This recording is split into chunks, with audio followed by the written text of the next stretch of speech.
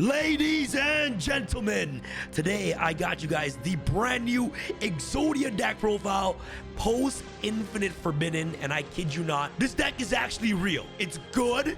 Is it top tier though?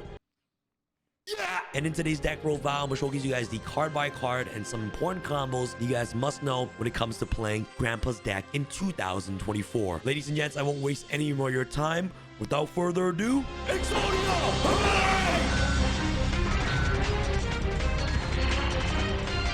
As you guys already know, I've been streaming on Whatnot for the past couple months now, and it's probably my favorite thing to do because I got to hang out with you guys. You know, Whatnot is a really awesome community, and if you guys do not know what Whatnot is an amazing live streaming platform where you guys can buy, sell, auction, literally anything. If you guys love Pokemon, MTG, and most importantly, Yu-Gi-Oh!, this app is for you. There's also a bunch of other creators on Whatnot as well, like Simply Unlucky, The GOAT, Ruxin, the GOAT, and of course, your boy. And Whatnot is just a great way for us to connect with you guys. And the next time that I'll be on Whatnot is July 17th at 1 p.m. EST. I'm going to be auctioning off some exclusive Infinite Forbidden bundles and also a ton of free giveaways. And you guys can get $15 by clicking on my link in the description box below. No gimmicks, for absolutely free, added to your account by using my link in the top of the description box below to receive $15 for absolutely free on your first purchase at Whatnot. And to receive the $15, you guys have to sign up and obviously buy something so you guys can get that sign up bonus activated, the free 15 bucks. And most importantly, go to my page. You guys see that button right there? Click the bookmark button so you guys can have it saved and notified that I'll be live streaming on July 17th at 1 p.m. EST. All right, guys, some of the monster real quick. We're gonna play the 5 pieces of EXODIA, which you guys must play when it comes to playing this deck right here. So of course, the head, left arm, right arm, left leg, and of course right leg right here. And you can't forget the miss, and you obviously can't forget the 6 pieces of EXODIA. You got of course the spear mode here for EXODIA. Well, I'm just joking, guys. All jokes aside, you're playing all 5 pieces of EXODIA in the deck because you need it for the Millennium Cross or Millennium Arc. These cards are just absolutely insane. The only downside about this deck is that you have to play the bricks, but the one card Millennium Arc or Millennium Cross is a 1-card EXODIA fusion, which you can just reveal these cards in your deck to summon the big EXODIA fusion, right? And it also has different applications in the deck as well because you're playing Obliterate in the deck, and Obliterate can send these cards to the graveyard to be used as additional disruptions on your opponent's turn. So the 5 pieces, Sengenjin is the main starter of the entire deck, and what this card does is that cannot be destroyed by monster effects. You can only use each of the following effect of Sengenjin Wakes from the Millennium once per turn. If this card is in your hand, you can place it to your spawn trap zone as a face-up continuous spell. While this card is a continuous spell, you can either pay 2,000 light points or reveal 1 Millennium Arc in your hand. Special in this card, then you can add 1 Millennium monster directly from your deck to your hand. So this card is obviously the main starter for the entire deck. You want to open up with either you know, Sengenjin or Millennium Shield to start off your plays to get access into your big fusion, obviously. So this is the card that you want to start off with, and he also helps you get access to amazing link monsters in your extra deck, which I'll showcase you guys once I progress through the extra deck section of the video. But this is the card you want to start off with because it searches your Millennium Shield, which Shield searches your Millennium Arc. And remember, guys, all the Millennium Monster has that ability where when it's in your hand, you can place them in the spawn trap card zone. Once they're in the spawn trap card zone, you can activate their effect to attempt to summon them, and then it will resolve its effect to either search whatever the card text states, right? So this card searches any monster, Shield will search Arc, and of course, the Millennium Golem will search for the Shrine, right? Which is really, really good. So next off, you're playing 3 copies of the Millennium Shield. This card is also amazing. Same effect as Sengenjin, but you pay 2k, summon itself from the spawn trap zone, and it searches Millennium Cross directly from your deck to your hand. Mind you, if you already open up the Millennium Arc, you don't have to pay light points, right? So you can just summon these guys, reveal Millennium Arc to search the missing pieces that you need directly from your deck to your hand. So Shield, the most important one because it searches the best spell card in the deck, which is 3 copies of Millennium Arc, aka Millennium Cross. This card is absolutely insane. And remember, guys, this card cannot get Ash Blossom, so like this card's insane. So show 5 Forbidden 1 monsters from your hand, deck, and or face of field. Then special 1 the Unstoppable EXODIA Incarnate from your extra deck. Then shuffle the face-up monster cards you control into the deck, except for EXODIA monsters cards whose original levels are 10 or higher, and Millennium monsters. Also, you cannot special them from the rest of this turn. After activation, shuffle this card into the deck instead of sending it to the graveyard. The only downside of a Millennium Arc is that it requires you to shuffle all monsters into the deck except for Exodia and also Millennium monsters. That's why you can't make this deck like a crazy combo oriented deck, because, you know, Caveman or Sengenjin gets you access to so many different bodies on the field. And obviously, if you're able to activate Millennium Lock while setting up your unbreakable end boards, it'll be pretty much unfair if the drawback then requires you to shuffle non-Millennium or Exodia monsters into the deck. But this card right here is a 1-card Exodia. Even if you draw it without your Millennium monsters, you can just activate it, reveal 5 pieces, either in your hand, field, or deck, and then just basically you summon the unstoppable Exodia. Next off, you want to play the worst one, but it's still pretty decent, is double golems that guards the Millennium treasures, and of course double Wedru Temple or Shrine. This card's name was Wedru Shrine before, but obviously it's Temple. But obviously now in the TCG it's Temple now. And what Golem does, same thing. You basically summon itself and it searches a Wedru Temple directly from your deck to your hand, which is actually amazing. And what Temple does is that during your main phase, you can place 1 monster from your hand into your spawn trap zone as face-up continuous spell, and then place 1 Millennium monster from your deck in your spawn trap zone as a face-up continuous spell. So you basically convert, if you open up with Temple and like any Exodia piece, you just turn any Exodia piece into Caveman, Shield, or even Golem. Like, this card literally converts any dead monsters that you have, you know, multiples of, or you see too much redundancy with this. This just converts those monsters into more Millennium monsters, which helps you start off your combo play. So this isn't a 1-card starter. It requires you to have like, it's like a 1.5 card combo, because it requires you to have this and also any monster for you to be able to resolve Wedru's Temple's effect. And what this card does is that if a face of Millennium monsters you control is destroyed by battle or card effect, you can place it in the spawn trap card zone as a continuous spell instead of sending it to the grave, which is absolutely amazing. So Wedru Temple, another combo starter for the entire deck, which is really, really good. Alongside, of course, Sengenjin and also the Millennium Shield. So that's pretty much it for your Millennium engine. Next out, for your Exodia engine, you want to play, of course, the Obliterate. This card's insane, so you can target 1 monster on the field, send 1 forbidden 1 monster or Exodia card from your hand or deck to the graveyard, and if you do it, turn that target to the hand. So it's basically every single turn compulse, which is absolutely insane. So Obliterate is really, really nice. Exod, Fires of Rage. This card is ridiculous. This card is always treated as Exod and Obliterate card. If you control a level 10 or higher Exodia monster, destroy all cards your board controls. It's literally like a Regeki and Heavy Storm both in one, which is really insane. And you can banish this card from your graveyard, add 1 forbidden 1 monster from your deck to a graveyard to your hand, or you shovel up 5 forbidden 1 monsters from your graveyard and or banishment into the deck. So the most important thing is that the big fusion set any of these cards during the end phase, so you be able to set this on your turn, so that way you have a board nuke on your opponent's turn. It's just absolutely insane. And last but not least, you want to play Obliterate Blaze. This card is also really powerful as well as your OTK key for the deck. What this card does was that you can pay half your life points, destroy as many cards in the spawn trap zone as possible, then equip 5 forbidden 1 monster from your hand and or deck to this card as equip spell that each give it 2,000 attack. Basically, you target the unstoppable Exodia, you pay half your life points, destroy as many cards in the spawn trap zone as much as possible. You basically place 5 pieces of Exodia in your spawn trap card zone, giving your unstoppable Exodia 10,000 attack, which is absolutely ridiculous. And it also has a secondary effect where it attacks the defense monster and inflicts piercing damage to your opponent, which is absolutely crazy. So these are kind of like the 3 bricks you have in the deck, but it's not really a brick, because like if you open up one of them, you basically have 2 interruptions, right? Like if you open up one, you just set the other, right? Which is actually not that bad, and Obliterate is just absolutely insane. So these are the 3 most important Exodia cards that I believe you must play when it comes to utilizing the fusion monsters to the best of its abilities, right? So that's pretty much it. One-on-ones. Every single card that I showcase you guys right here are basically engine non-negotiables, 21 cards that you must play when it comes to playing Exodia right here. The only card that I would justify cutting is like Obliterate, but Obliterate is actually just insane. So I put this as like 21st engine card that you want to play when it comes to playing this deck right here. So that means that you have room for 19 non-engine, which is crazy because the deck is all like 1-card combos, right? Like this is 1-card combo, Shields 1-card combo, this is 1-card combo, Temple is like 1.5 card combo. All these cards are just really great, so it gives you more room for 19 non-engine, which you can actually use to fight against today's modern meta. So these are the 19 engine that I decided to play in this deck right here. So of course, triple copies of Pot of Prosperity. This card's insane, helps you dig into your breakers and also helps you dig into your starters, which is actually really insane. Just makes your deck a bit more consistent, which is why I love Prosperity in this deck. Next off, God card, Fiendsmith, Snake Eyes, Any decks that are relying on the graveyard, this deck is so good because you can main deck Shifter. Holy smokes, guys. Shifter and Exodia, like, you activate this, you win. None of your cards are ever touching the grave. Like, this card is ridiculous. It's an auto win button.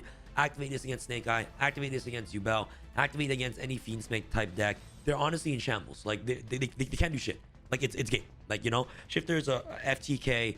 I highly recommend you guys playing Shifter in this deck right here. This card is just so powerful. So, Shifter is in there.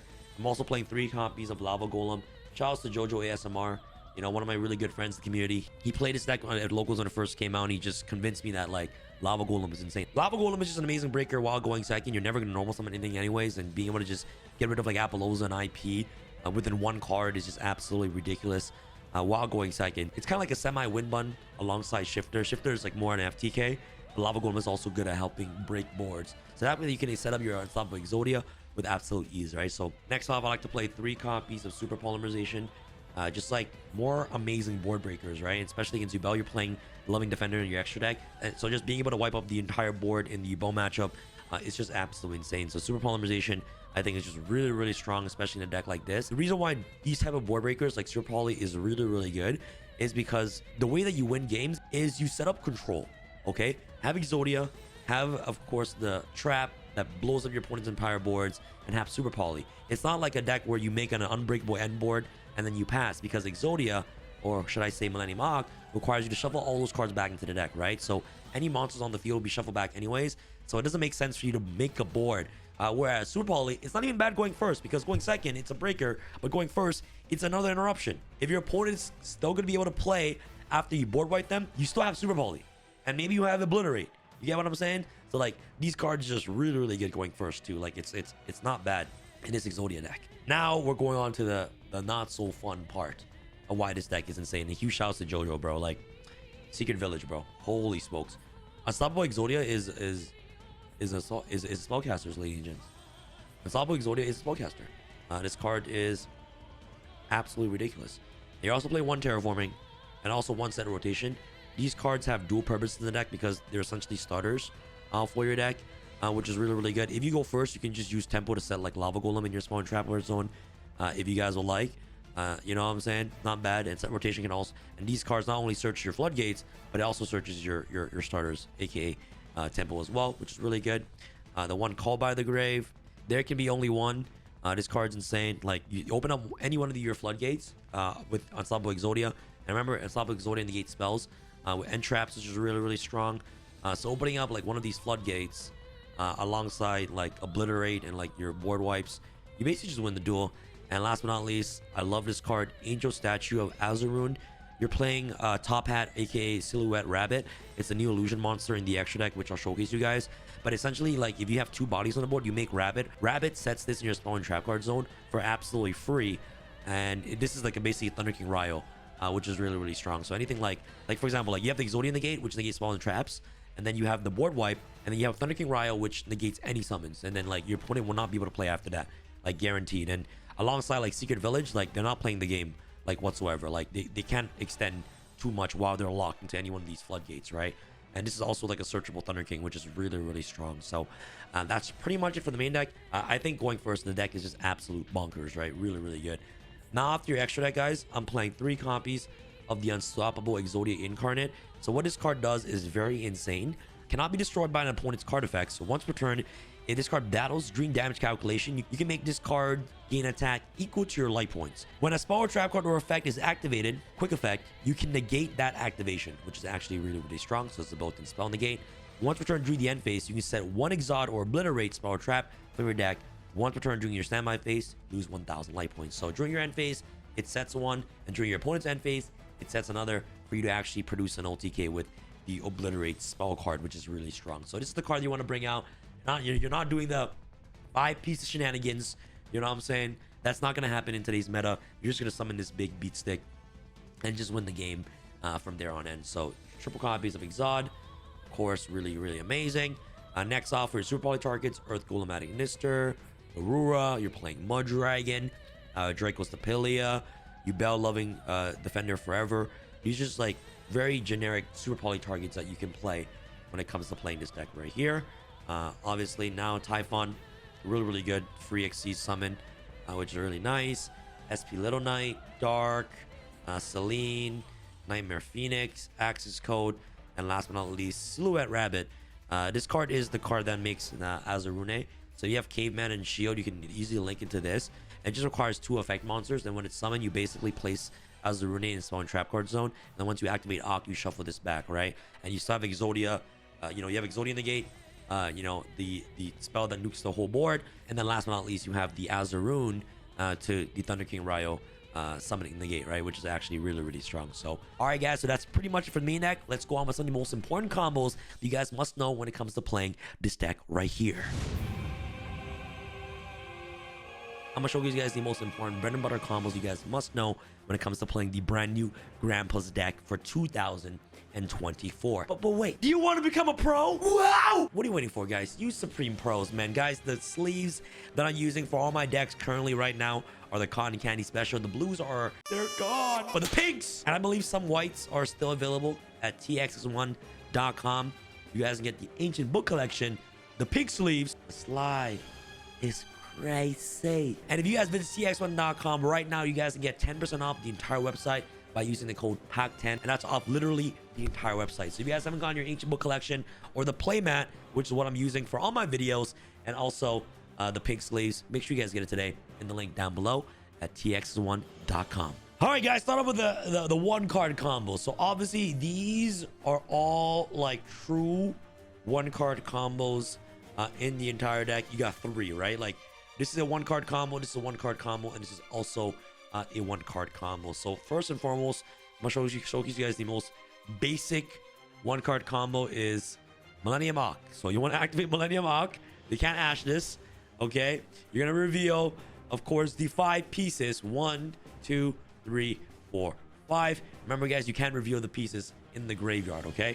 So you cannot reveal the piece in the grave. You have to reveal it from hand, deck, or field, okay? And the reason why field is important is because it works with tempo. So you just reveal it to your opponent that you have all 5 pieces, confirm to them that you have all 5 pieces, show it to them, and then boom, shakalaka, you got Exodia, the Unstoppable Exodia on the very first turn, and you're also shuffling this back into the deck as well. And look, you have nothing in the grave, bro. Nothing in the graveyard. So what does that mean, ladies and gents? You can use Shifter. All right, so you open up a Shifter, you just Shifter on their turn. You know what I'm saying? For the vibes. You know what I'm saying? So yeah, this is it. And on the end phase, Exodia triggers, you can either set Obliterate, or Exod Fires of Rage. But obviously, Fires of Rage. But obviously, I think the best one to set here is just like Exod right here, right? Which is really good. So you have literally two disruptions off just one Millennium Arc. You have the Unstoppable Exodia, which negates spells or traps, and you have Exod Fires of Rage, which pops your opponent entire board. And then now, when it comes back to your turn, let's say you use Exod Fires of Rage. Okay, you use it. Now, when it comes back to your turn, during their end phase, you're going to activate its effect to reset the Obliterate, right? Which is insane. So now, when it passes back to your turn, you draw a card. You're going to activate Obliterate. This is a heavy storm. So you blow up your opponent's all their back rows. You blow up their back rows, right? Everything. And then you basically place the 5... Sorry for the glare there. You basically place all 5 pieces of Exodia right here in your spawn trap zone, which is absolutely insane. So you activate, place all 5 pieces in the spawn trap zone, and now it's all equipped to Exodia, and this will gain 10,000 attack because it gains 2k for each equipped to it. So this is a 10k attack, which is insane. So I like to apologize for the huge glare there. I'll put it there just to mitigate the glare. It's a 10k attack. It does piercing damage and also gains effect as well. Whenever this card attacks during damage calc, you can make this card gains attack equals to your life points. So I believe like you gain even more attack, so it's like 6k, or like if you use Millennium Arc, it's like you gain 8k, so it's like 18,000 damage and just attack for absolutely free, right? And that's just off one card. Like one card is a Regeki, Harpies Feather Duster, another Harpies Feather Duster, 10k attack, 8k attack, spell trap negate. Super duper simple, absolutely insane, easy way to play Exodia. Just control. Let's go on to the next combo. Millennium Shield is also another one card combo. Very standard. You reveal this in your hand, show it to your opponent, place it in the spawn trap zone, activates effect to summon itself. Honestly, if they ash here, it kind of hurts because it's just stuck here. It's stuck. But if you have Millennium Hawk, you just use it and just combo off from there. So now you just place shield here in the spawn trap, activates effect. Search Arc, and do the same thing. You activate Arc, reveal all 5 pieces to your opponent right here. Okay, reveal all 5 pieces to your opponent. Reveal all 5 pieces right here. Absolutely insane. Summon EXODIA. Okay, and now gets shuffled back into the deck. Now during the end phase, you basically get to set Exalt Fire, Rage, and then that's pretty much it.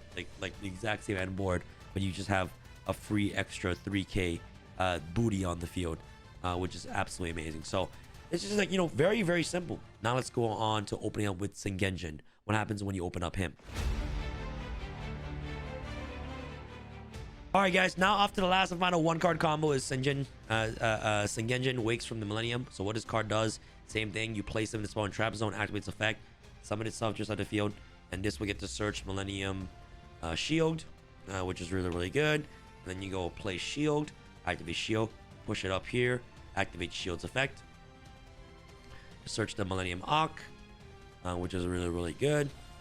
Right here, and you're just paying like 2k, so you're playing 4 bands already, which is crazy. All right, and then you use these two, you link these two right here into Silhouette Rabbit. I like this rabbit. Okay, make Silhouette Rabbit. Now you're gonna activate Silhouette Rabbit's effect right here. You are going to basically place Yazurune in the spawn trap zone, which is really, really strong. Then you activate Millennium Arc, you shuffle back the rabbit, reveal the 5 pieces of EXODIA to your opponent. You show them to your opponent, of course, and now you make the unstoppable EXODIA for absolutely free. And you shuffle this back into the deck. Then on the end phase, to activate Exod's effect, you're going to place, obviously, Exod Fires of Rage to your spawn trap zone. So now instead of having 2 negates, you have 3 negates, which is off 1 card. Which is why Sengenjin is just like really, really powerful. Now during your opponent's turn, you have a spell negate, you have Exalt Fires of Rage to pop your opponent's entire board, and if they can send through that, you can summon Angel of Statue of Azurune.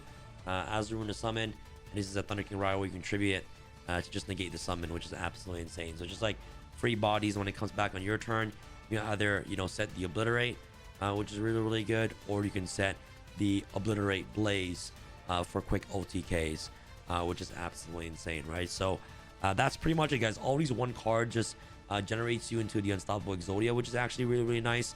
And like, I love how they made the deck solely focus on winning with EXODIA, you know, the unstoppable EXODIA, which is absolutely insane. So this is what you're trying to accomplish with this deck right here. Very, very simple. Just trying to like summon in like any form of EXODIA, try to you know, blow up your opponent's entire board. And then when it comes back to your turn, you just basically just kill them, right? Like you just FTK for absolute ease, right? You just kill your opponent. Absolutely insane. So that's pretty much it for all the 1-card combos. Go on to like 1.5, 2-card combos now. Your entire goal is to get to Millennium Arc, and that's pretty much it. And Wedge Temple is also a 1.5 card combo. For this instance, let's say you open up, you know, one of your breakers going first, like Lava Golem, or even an EXODIA piece. Like these essentially aren't like the biggest bricks because you can use it to convert into more cards, right? So what you can do is that you can activate Wedge Temple, activates effect, place the EXODIA piece or any monster in your hand to your spawn trap zone.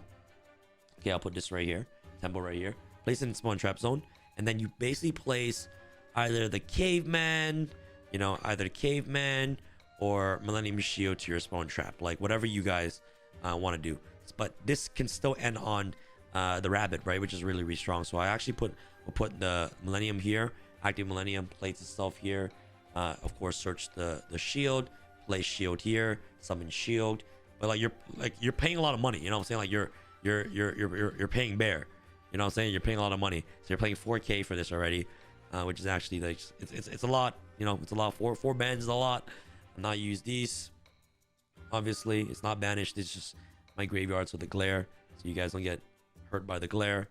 As a activate rabbit, set the Azurune. Of course, remember guys, this is in the spawn trap card zone still, okay? It's still in the spawn trap zone. And then you activate Millennium Arc. Remember guys, this card requires you to reveal. That's it, just reveal Okay, reveal. So you're revealing this piece on the field. It's already on the field. You reveal the other 4 pieces that's in the deck. Easy. Summon EXODIA right here. All right. And then you return Silhouette Rabbit to the extra deck. And now this goes to the deck.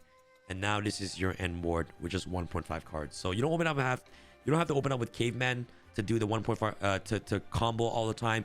You can also open up with Wedge Temple with any monster. It'll get you to the exact same result, because this will be able to set, of course, like Exod Fires of range. And then during your opponent's end phase, you can use Unstoppable to set cards like Obliterate to help you continue on your plays from there on in, right? Which is actually really, really good. So that's like you converting like a Wedge Temple and like 1 brick that's in your hand into like full combo, right? Which is actually not that bad at all, right? And this is why this deck is actually consistent. It's just like 1 card into Exodia, which is absolutely insane, right? So yeah, like that's like the Wedge Temple, really, really strong. Like, for example, if you want to put Golem instead of Temple, it's essentially the same thing, but you are required to have any other monster. But Golem just gives you additional body, but you have to pay more life. You know what I'm saying? So you go this, pay 2k, summon itself, you search Wedge, okay, right here, which is really strong. Activate Wedge, place this Lava Golem here, or an Exodia piece. Yeah, you're obviously not going to go Caveman because you're just paying more life for absolutely no reason. Then you just go straight into Millennium Shield.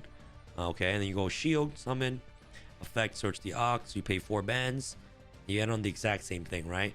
Pay 4 bands, and then you go these 2 into Rabbit. And then Rabbit, of course, into the Azaroon. Okay, and then you go Ock. Reveal 5 pieces in your deck. Summon Exodia. Very insane. Shuffle this back, which is really, really good. And now during the end phase, you set the Obliterate or Crossfire, which is really, really good. So you set this, and then this is your end board, bro. Like, you have these 2 still, offers like 1.5 cards as well. So it's like 2 card combos, right? Which is actually like really, really good. So yeah, so that's like some bread and butter combos you guys must know. But the most important way to easily understand this deck is that every card, like, your end goal is trying to get access to Millennium Ogg, and once you get access to Millennium Ogg, these are just additional disruptions alongside all the other non-engines that you're also playing the deck right here. Also, like, what I really like is that if you already open up with like Exod Fires of Rage, you can set this. You can also set like Obliterate too, which is insane. And if you open up one or the other, you can set the other, right, which is really strong. And then you have Obliterate, which sends the Exodia piece to the grave and bounces a card back for absolutely free. So this card is like always infinitely protected. You also got Exod Fire Rage to blow up the entire board, Dispel Negate, and you also have this to negate monster summons. Like, when they trying to summon SP, you just Azaroon tribute it negate, right? Which is actually like really, really strong. When it comes back to your turn, end phase, you basically set of course the Obliterate right here, and then you blow up all the back row. If you're playing a back row based deck, like if you're playing a back row based deck, like, it's even better because this card blows all the back row, right? Sets all the 5 pieces Exodia and just easily can deal lethal with absolute ease. So guys, that's pretty much it. Some bread and butter combos that you guys must know and understand when it comes to playing this deck. This deck is very easy to learn, and for those of you who are new here, this deck is like really easy to just pick up and go to locals. Let me know what your guys' thoughts of me taking this deck to local legends. Let me know. All right, you guys want me to play this deck at locals? Let me know right now in the comment section below. I'll catch you guys next time. And it's your boy Sam from Team Sam signing out. All right, guys, peace.